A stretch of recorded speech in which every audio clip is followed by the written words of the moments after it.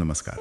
आज हम बिहार के भागलपुर जिले में एक प्रस्तावित पावर प्लांट पर थोड़ी विस्तार से चर्चा करेंगे। जी, ये अडानी पावर का 2400 मेगावाट का ultra super critical thermal power plant है। हाँ, मतलब काफी बड़ी परियोजना लग रही है ये। बिल्कुल, इसमें करीब 25,000 से 30,000 करोड़ रुपए का निवेश होने का अनुमान है और ये पब्लिक प्राइवेट पार्टनरशिप यानी कि पीपीपी मॉडल पर आधारित है। अच्छा, पीपीपी मॉडल, तो जाहिर है बिहार की जो बिजली की जरूरतें हैं और औद्योगिक विकास के लिहाज से इसे अहम माना जा रहा होगा। हाँ बिल्कुल, सरकार का यही कहना है।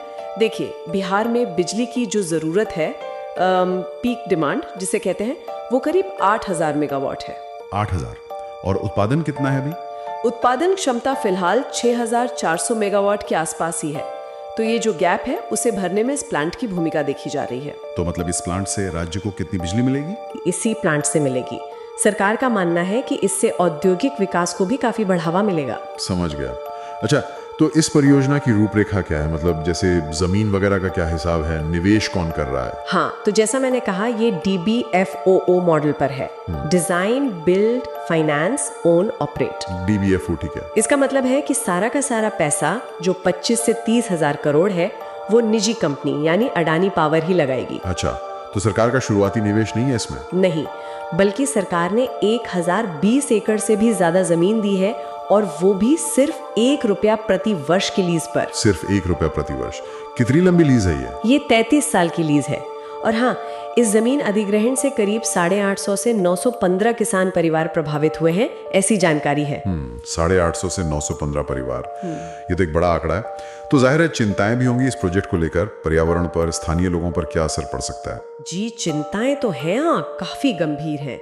सबसे बड़ी चिंता तो करीब 10 लाख पेड़ों के काटे जाने को लेकर है। 10 लाख पेड़? ये तो बहुत ज्यादा है। हाँ, बहुत ज्यादा।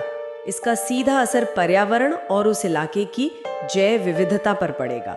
फिर क्योंकि ये कोयले से चलने वाला प्लांट है तो वायु प्रदूषण का खतरा है। हाँ, कोयला मतलब प्रदूषण, PM 2.5, SO2, NOx, ये सब। बिल्कुल, PM 2.5 यानी हवा में जो बहुत महीन कण होते हैं, सल्फर डाइऑक्साइड, नाइट्रोजन ऑक्साइड, इनसे अस्थमा, ब्रोंकाइटिस जैसी सांस की बीमारियां बढ़ सकती हैं। और कुछ रिपोर्ट्स तो ये भी कहती हैं कि भारत में थर्मल पावर प्लांट के प्रदूषण से काफी मौतें होती हैं। जी, कुछ स्टडीज के मुताबिक ये आंकड़ा सालाना 1 लाख से भी ज्यादा हो सकता है। ये वाकई चिंताजनक है। इसके अलावा कोयले की राख यानी फ्लाई ऐश, वो भी एक बड़ी समस्या है। फ्लाई ऐश, उससे क्या दिक्कत है? फ्लाई ऐश अगर सही से मैनेज ना हो तो ये जमीन के नीचे पानी को दूषित कर सकती है। इसमें आर्सेनिक, सीसा जैसे भारी तत्व होते हैं। मिट्टी की उपजाऊ शक्ति भी कम कर सकती है और त्वचा के रोग भी हो सकते हैं। और किसानों के विस्थापन और मुआवजे का क्या? उस पे भी कुछ मुद्दे हैं। हाँ, वैसी भी खबरें आई हैं कि कुछ किसानों को विस्थापन और मुआवजे में देरी का सामना करना पड़ा है। तो ये तो ही चिंताएं। दूसरी तरफ जो लोग इस प्रोजेक्ट के पक्ष में हैं, सरकार है, वो क्या तर्क दे रहे हैं? उनका मुख्य तर्क आर्थिक विकास और रोजगार सृजन का है। कहा जा रहा है कि जब ये प्लांट बनेगा निर्माण के दौरान तो करीब 10,000 से 12,000 लोगों को काम मिलेगा। 10 से 12,000 नौकरियां कंस्ट्रक्शन के टाइम पे, और बाद में? और जब प्लांट चालू हो जाएगा तो लगभग 3,000 स्थायी नौकरियां मिलेंगी, ऐसा अनुमान है। उनका ये भी कहना है कि जब बिजली लगातार और पूरी मिलेगी तो राज्य में नए उद्योग आएंगे। हाँ, ये तो है कि उद्योगों के लिए बिजली बहुत जरूरी है। बिल्कुल।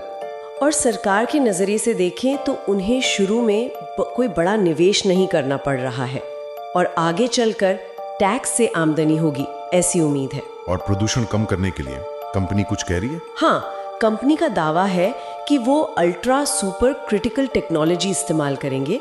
ये पारंपरिक प्लांट से थोड़ी बेहतर होती है, कम कोयला जलाती है प्रति यूनिट बिजली बनाने में। अच्छा।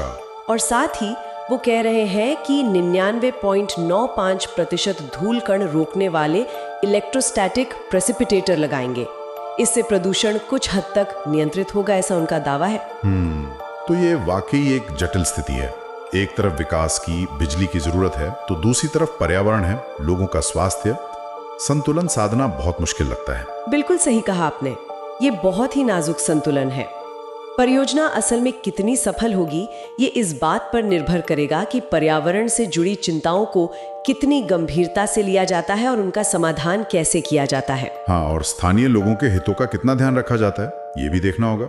जी, तो संक्षेप में कहें तो ये भागलपुर पावर प्लांट बिहार के लिए बिजली और विकास की उम्मीद तो लाया है, पर साथ में बड़े सवाल भी खड़े करता है, जैसे 10 लाख पेड़ों का कटना, प्रदूषण का खतरा और स्थानीय लोगों के स्वास्थ्य पर असर। और यह हमें सोचने पर मजबूर करता है कि क्या तेज विकास के लिए ऐसी कीमत चुकाना जरूरी है या फिर कोई और रास्ता है। हाँ, क्या विकास और पर्यावरण संरक्षण, लोगों का कल्याण, ये सब साथ साथ नहीं चल सकते, खासकर जब हम देख रहे हैं कि रिन्यूएबल एनर्जी यानी नवीकरणीय ऊर्जा के विकल्प भी अब मौजूद हैं।